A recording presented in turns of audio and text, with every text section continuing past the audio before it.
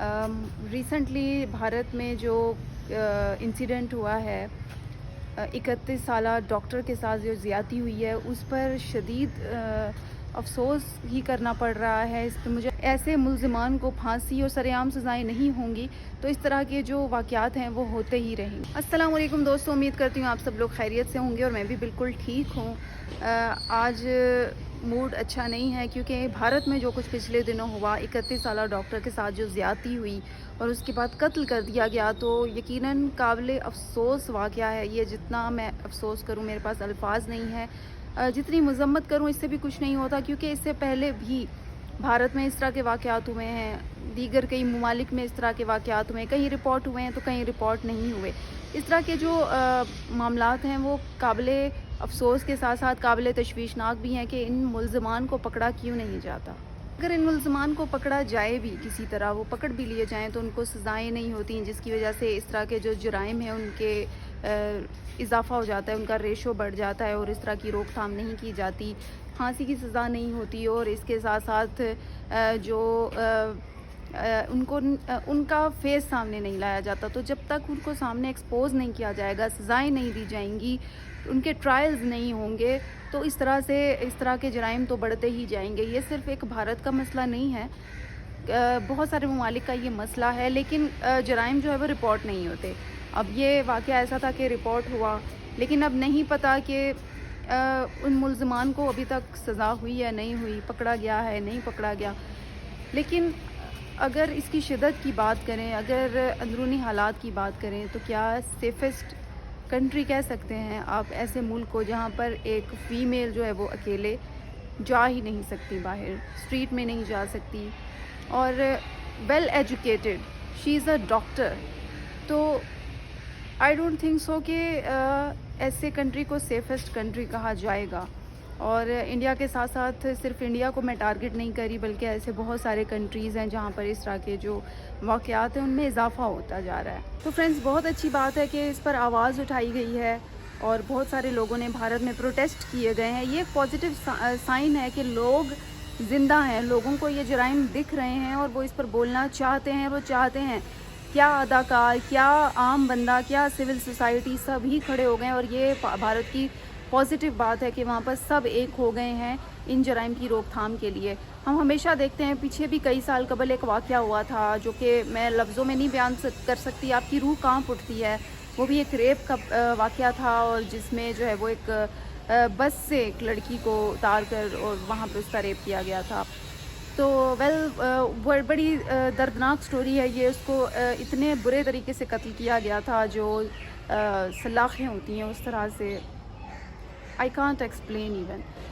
तो उसके बाद कुछ सालों बाद हमें फिर से एक और वाक़या देखने को मिला है और भारत में 15 अगस्त को जश्न आज़ादी के मौके पर जश्न आज़ादी भी ठीक तरह से नहीं मनाई गई। इसकी वजह ये थी कि ये वाला जो अफसोसनाक वाक़या था ये पेश आया, जिस वजह से नहीं वहाँ पर जश्न आज़ादी को भरपूर तरीके से मनाया गया। इस तरह के जराइम के लिए आवाज़ भी बने, आवाज़ उठाएं और कोशिश करें कि ऐसे मुल्ज़िमान को पकड़ा जा सके और इनका ट्रायल हो, इनको फांसी की सज़ा हो। पाकिस्तान में भी ऐसे वाक़यात हुए हैं, ख़ास तौर पर कत्ल के वाक़यात हुए हैं। नूर मुक़द्दम का केस सामने है, उसको कत्ल कर दिया गया, उसका गला काट दिया गया।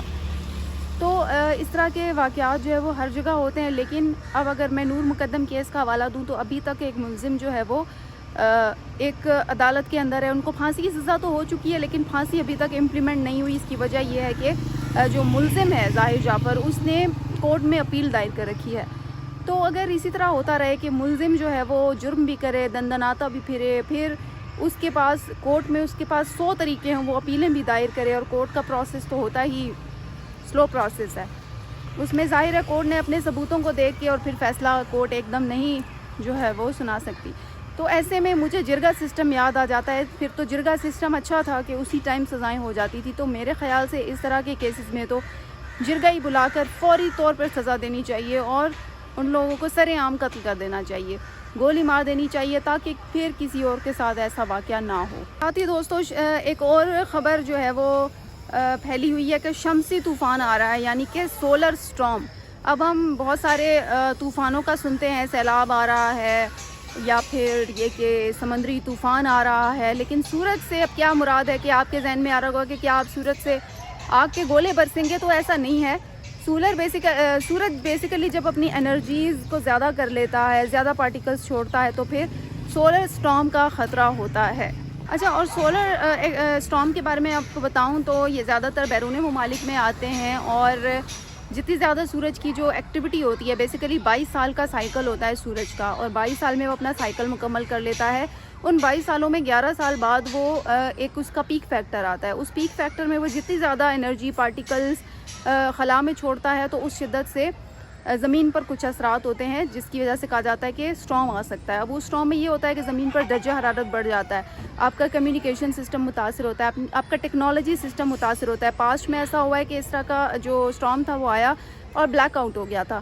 جاپان میں اس طرح ہوا تھا, اور یہ جو زیادہ تر ہے یہ نارتھ اور ساؤتھ پول میں آتے ہیں, اور پاکستان میں اس کا کوئی خطرہ نہیں ہے فی الحال. تو ایشین ممالک اس سے دور ہیں, لیکن جو ساؤتھ اور نارتھ پول میں جو ریجنز آتے ہیں ان کو اس کا خطرہ ہو سکتا ہے. اس کے علاوہ اس کا آپ نے کئی گوگل پہ یا ویڈیوز میں اروراا لائٹس دیکھی ہوں گی. یہ سولر جو اسٹارم ہے اس کی نشاندہی کرتی ہیں. جب وہاں پر انرجی زیادہ ہو جاتی ہے تو آپ اروراا لائٹس آپ کو دیکھنے کو ملتی ہیں. یہ بھی جو ہے وہ نارتھ اور ساؤتھ ریجن میں ہوتی ہیں, ایشین ممالک میں نہیں دیکھی جا سکتی. یہ ویسے تو اروراا لائٹس بہت خوبصورت ہوتی ہیں, لیکن اگر زیادہ ہو جائیں تو پھر جو ہے وہ زیادہ خطرہ ہو سکتا ہے. لیکن فی الحال کسی خطرے کا سامنا نہیں ہے. 2025 تک یہ چلے گا. شمسی طوفان اس کو کہتے ہیں اردو میں, اور سولر اسٹارم کہتے ہیں اس کو انگلش میں. تو یہ 2025 تک چلے گا, اور سائنسدان بتا رہے ہیں کہ 2030 تک جو پیک فیکٹر ہے وہ اس کا چل سکتا ہے. فرینڈز, سولر اسٹارم کے بارے میں بتایا جا رہا ہے, تو گھبرانے کی ضرورت نہیں ہے. ویسے تو یہاں پر ایشین کنٹریز میں اس کا خطرہ نہیں ہے, لیکن جہاں پر اگر اس کا اثر ہوگا بھی تو انسانی جانوں کو اس سے کوئی خطرہ نہیں. بلیک آؤٹ ہو سکتا ہے, GPS متاثر ہو سکتا ہے, کمیونیکیشن سسٹم جو بھی ہے وہ متاثر ہوگا. تو فرینڈز, اس کے ساتھ ہی مجھے دیجیے اجازت. انشاءاللہ آپ لوگوں سے پھر ہوگی بات. تب تک کے لیے اللہ حافظ.